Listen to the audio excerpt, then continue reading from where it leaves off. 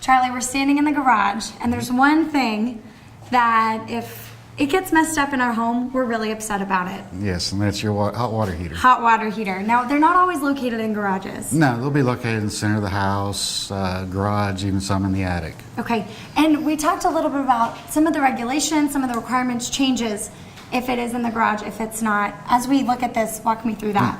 The ones that are in the house don't have to be raised up off the floor. In the garage, they need to be at least 18 inches up.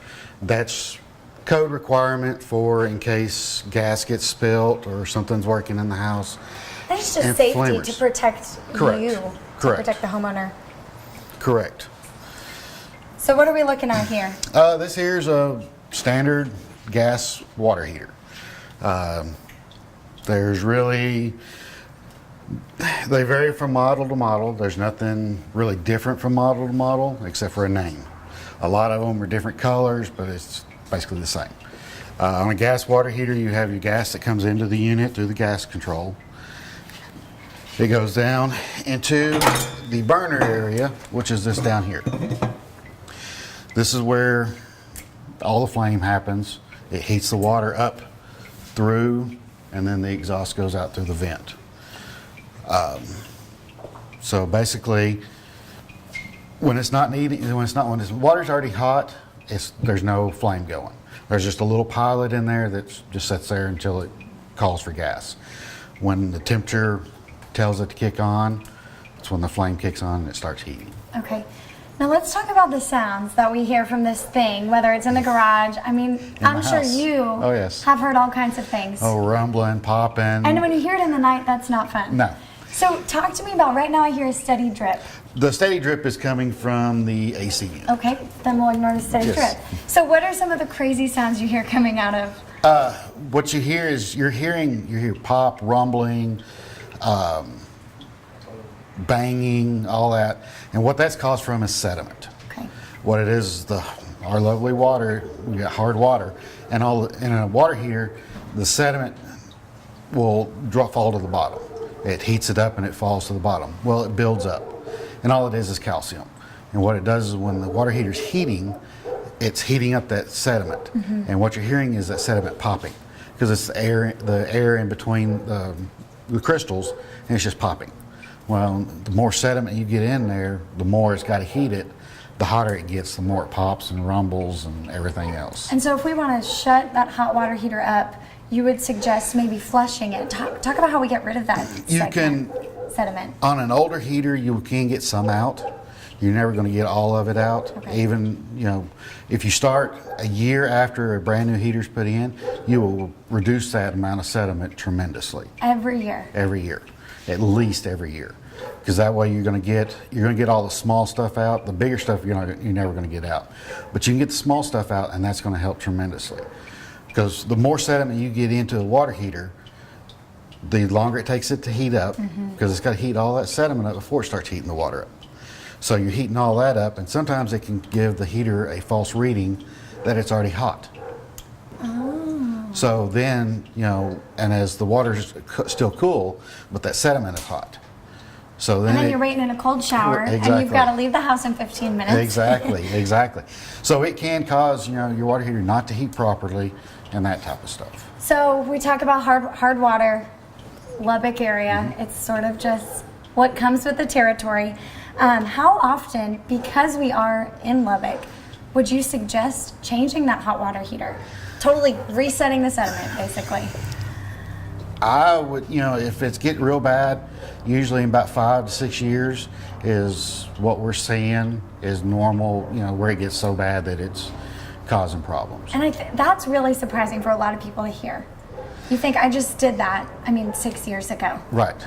Yeah, and I have seen some water heaters get noisy within 2 years. Some areas of town are worse than others. Mm-hmm. Can you name some of those off the top of your head? No, off the top of my head, I can't. I can't remember. Yeah. Some areas, it just depends. Some areas get more than others.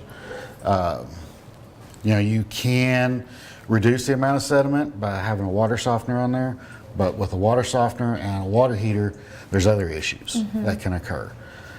Should we even walk down the road of a water softener? What do we need to know about that? A water softener and a water heater, there's a rod that goes into the water heater from the top. Okay. It goes in from the top down through the water heater. It's called an anode rod.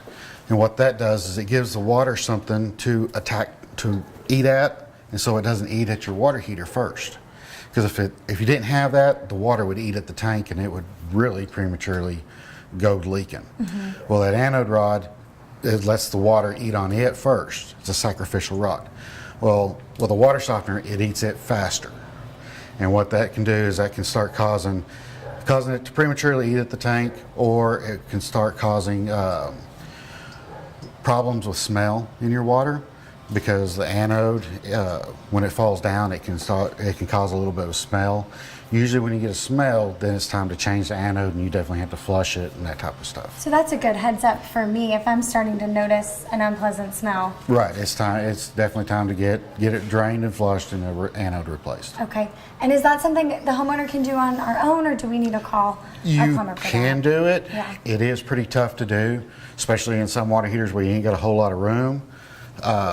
And the anode rod is pretty tight in there. It's up there? Yes, it's up here on the very top, back here in the back. Yeah, there's no way I could get that. It can be done. The homeowner is perfectly allowed to, work on their water heaters and that type of stuff with no problem. But it's in there. It's been sitting in there for 3-4 years, and it can be pretty tight to get out. Same with flushing. I asked, okay, tell me about flushing, and I lost about it's a halfway process. through. It's a process. It's not just you're not just going to come out and I'll flush my water heater in 30 minutes and It's be like done. taking the trash out. Yeah, it's a process, because you have to shut the heater down, flush it, and because it can get, just by opening up the valve, hooking a hose up the valve, it can vapor lock. It can airlock in there, and you're never going to get it to drain and flush out. So there are processes and stuff. It usually takes a good hour and a half to truly flush a water heater. Sometimes you just call an expert. Sometimes, yes. Easiest thing. Yes. What are some of the big mistakes people make related to the hot water heater? Some of the big mistakes is, they think that something's wrong with their water heater, in a shower or something, but sometimes it's not the water heater. The water heater will be working fine. It's the actual fixture that they're having issues with. Okay. But it's usually because they're not getting hot water, or they're getting too much hot water, and it's not the heater's fault. It's the shower valve or the fixture that they're having an issue with. Interesting. That's usually everybody. My water heater's messed up. I'm not getting hot water. Well, water heater's working fine. It's not leaking. Nothing going wrong with it.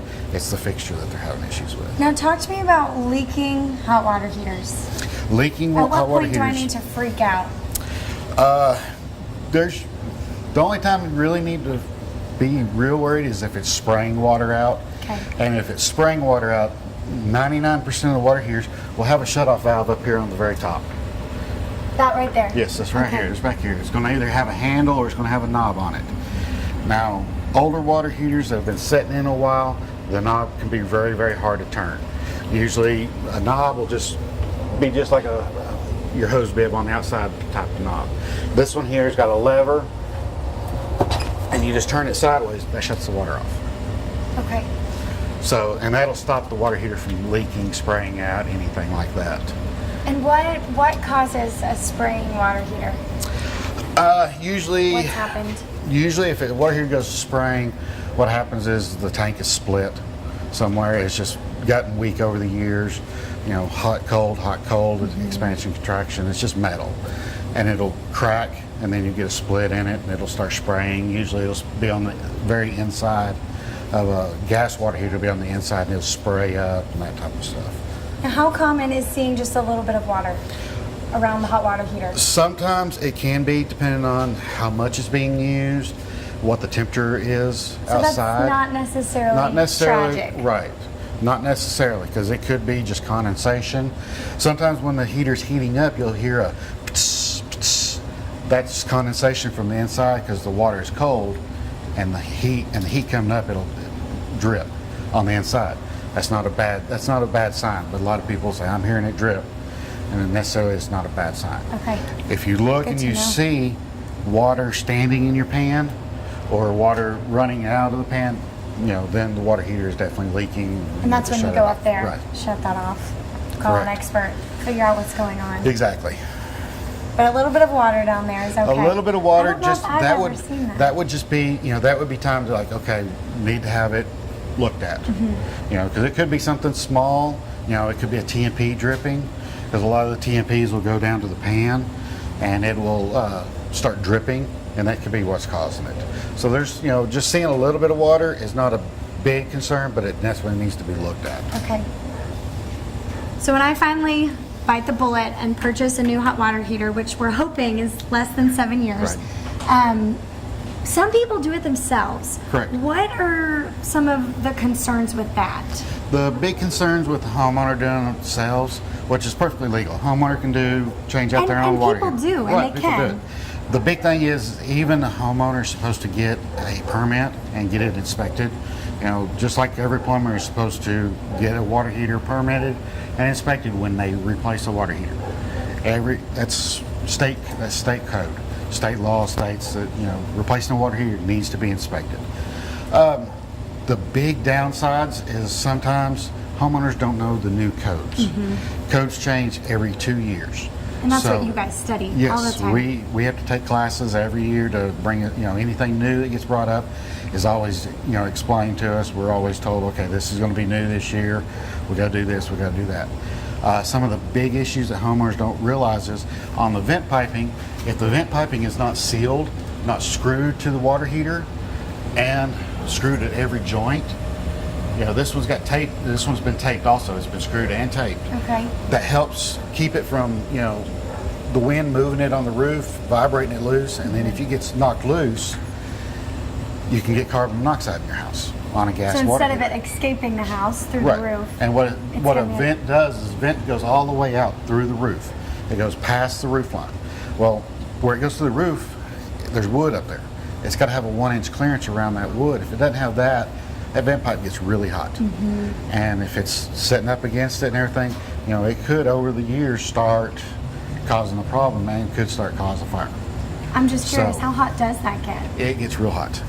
Too hot to touch? Yes, too hot to Okay. touch. There's been many a times working on a water heater, I've hit it while it was running, and since suffering the consequences of that. Yes, So definitely something a homeowner just might not want to deal with. might not want to deal Again, with. it can be done. It can but be done. study up, make sure that those people are And safe. like I Keep said, your family we safe. always recommend everybody, no matter homeowner or plumber, to get a permit and get it inspected. The city will come out and they're going to tell you, okay, well, you need to do this, you need to do this. They're all the city and plumbing inspectors are real nice guys. They're not out there to criticize you for doing something. They're just going to explain to you, okay, you got to do this, this, and this. And if it's something too big, we go ahead and get a plumber to come out and do it, because they're going to do it right. Some of the big issues with changing out a water heater is the vent, the shutoff valve. Sometimes they don't work. The entire valve? The entire valve. Sometimes you'll turn it and the water just keeps going.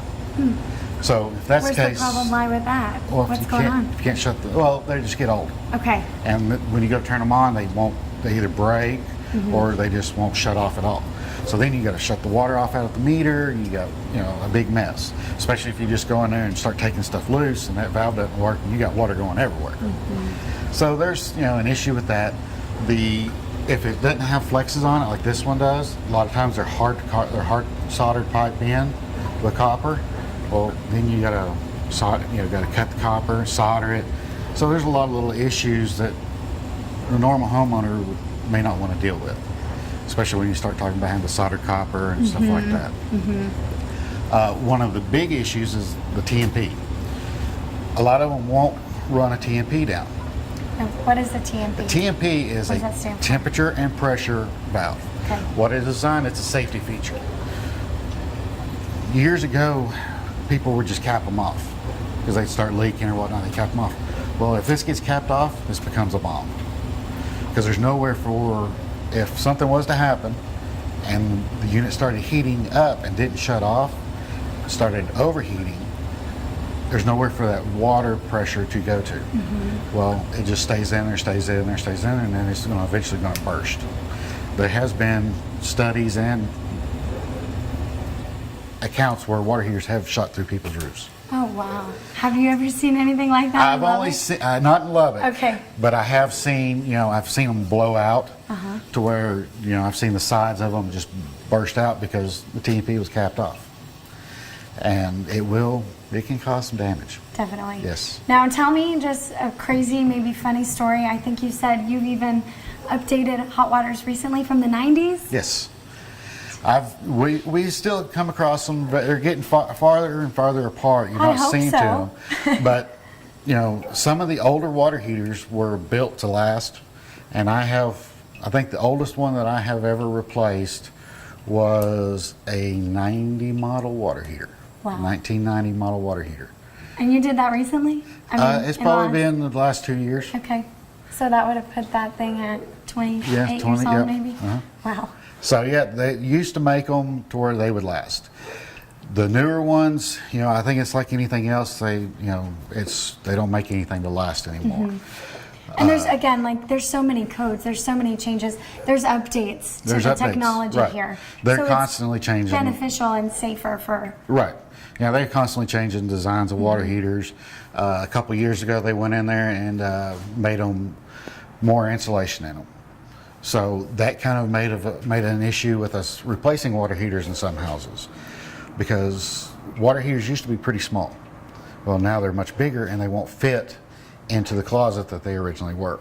Oh. So you got to get either a special water heater that's smaller, that still goes with the new codes, or you got to relocate your water heater, and then that could be a big issue. Yeah. Oh, cool. Yeah, and some of the other issues that...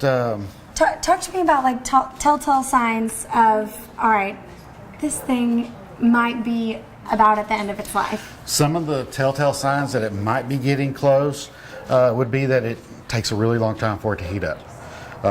Normally a water heater will heat up within about 30 minutes after it's been fully drained of hot water. It'll take about 30-40 minutes for it to fully heat up. Well, a normal shower, you're not going to use a complete tank of hot water in a normal shower. So it should heat back up within about 15-20 minutes. So you should be able to take another one, pretty close back to back. Okay. Well, if you get to where you're not being able to do that, that could be a sign, okay, it's taking the heater longer to heat up, something could be wrong with it. Some telltale signs would be the noise from the sediment. If you've got a real bunch of noise, then that could be a sign. And the noise from the sediment could be solved by flushing the hot water heater. But once you flush it, if there's still issues. Then there could be something, not necessarily that the heater's going out, but it could be, the gas control's going bad. Okay. So I think earlier you said, I'm just rephrasing this, if you cannot take 2 hot showers about 15 minutes apart, there might be something wrong with the water heater. And then it goes back to the time that there may not be anything wrong with the water heater. It could be a fixture. But yeah, if you can't get, you take a shower and then you give it 15-20 minutes and you go somebody goes take another one and there's not enough hot water, then that could be a sign that there is an issue with the water heater. Okay.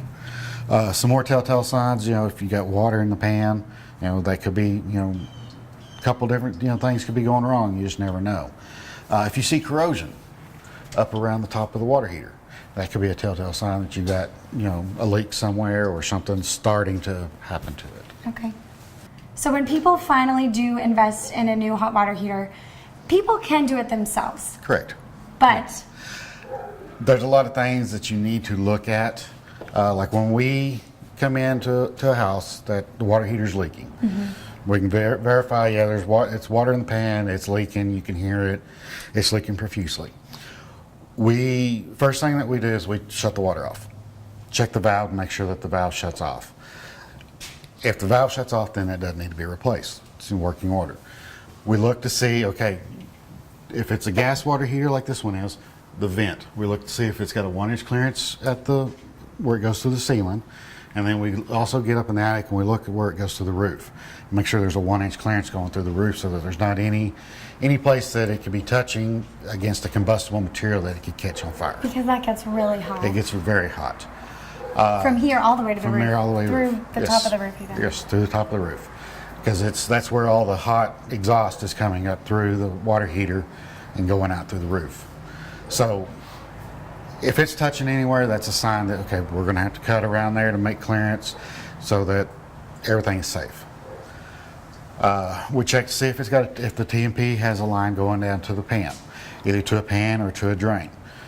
If it does, okay, can we reuse it? As long as it's a code approved material, we can reuse it. We just got to make sure if it goes down and goes to the pan, it's got to have 1.5 inch gap from the pan to the bottom of the pipe. Okay. What that's for is, say this pan went to a drain and the sewer system backed up. Well, if the TMP went down into the pan and that sewer system backed up and something did happen to the TMP, it can suck that sewer water up into your water heater. So you don't want that. Nobody Very wants bad, that. very bad. How often does that happen? You don't see it too often, Okay. but there's always that possibility that it could. With the wrong type of install, the wrong. Right, with the wrong type of install, there's a lot of cross connection that could happen. That's one reason why we always get everything permitted and inspected, because you don't want to have an issue with cross connection. That is the number one issue that can cause a lot of problems in a house, is a cross connection, something hooked up backwards Right. or hooked up improperly to where it can cause some medical issues. So, that's one of the things that we always look for, see, okay, TMP, and then we look at the gas flex. We always replace the gas flex on a water heater. Gas flexes are not to be reused, because when you go to take them loose, you're bending them and stuff like that, it can get kinked, it can get cracked and start leaking gas. Well, then that's an area that That's not worth it. Right, you got gas coming Don't into risk it. Right, exactly. Some of the other code things that we have to look for to see if it's got what they call a dirty leg or a drip leg, Okay. and that's on the gas system. That's where it goes into the gas valve for the water heater. So a dirty leg is bad. No, a dirty leg is good. You Okay. want a dirty leg. You want a dirty leg. Yes, what a dirty leg does is it's for the gas. The gas coming in can pick up particles, or if somebody down the street has a problem with the gas system and gets trash, sand, dirt, something like that in the gas system, well, it can travel down to your house. Well, if you have this, what it does is it travels in, the dirt and trash will fall down in here and won't get into your gas valve and mess your gas valve up. Okay. So that's another code upgrade that's got to be done. If it doesn't have a drip leg, it's got to have a drip leg installed. Pan. We always look at the pan. If the pan's leaking when you come to look at it, pan's got to be replaced. Not everywhere does it have to have a pan, but a pan is a good idea to have. It gives you a place to stop the water for a little bit, and also if you don't have a drain where it can go to the sewer or go outside the house, you can put a water alarm in there, and if it gets water in there, the alarm will go off Okay. to tell you that something's wrong. That's a nice upgrade. Yes, yes, Do you do that a lot? yes. Okay. Yeah, especially middle of the house, to where there's not a drain around. You can Right. put a pan, put an alarm in there, and it gets any type of water in there, it's going to go off and tell you, you need to look at this. That's neat. When we also look at the size of the water heater, tell you what, see what size water heater it is, so we know what size that we got to replace it with. And sometimes the homeowner goes, well, it's not big enough for the house, and we can tell them, okay, well, you can go up to this size. We always replace the flex lines coming off the water heater because the gaskets go bad. It's been sitting there, already tightened up, and hot, cold, hot, cold. The gaskets go bad, you try to reuse them, this causes a leak, and that's just, another thing that you do not want to have is a leak in your house. Yeah. One of the big issues of changing a water heater is getting it out. And then where do you dispose it? We Throw it in the dumpster? Well, you're not supposed to throw it in the dumpster because it's metal. It can be recycled. So we always take them and have them all recycled.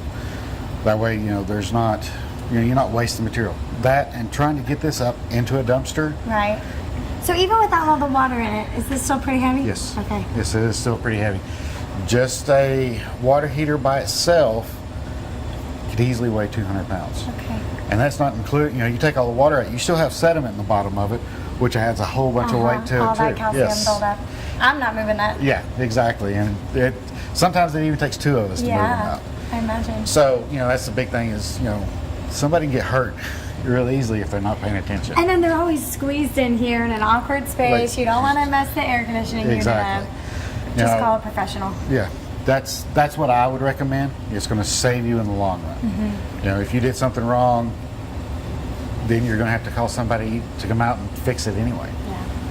Good point. I'm not discouraging anybody to do it on their own, but there is a lot of issues that could happen. And then after you made that sewer comment, I'd say cold water, sewer. We'll just go with the cold water. Exactly. Oh, that just seems like a nightmare. Yes, and that's all the things that when you get it permitted, when they come out to inspect it, they look for issues like that. So if a homeowner does it themselves, they need to get that inspected Yes. by the city. Yes. That's a City of Lubbock mandate. Right. City and state mandate that Okay. they come in and get anything that they put in new to get it inspected, especially a water heater.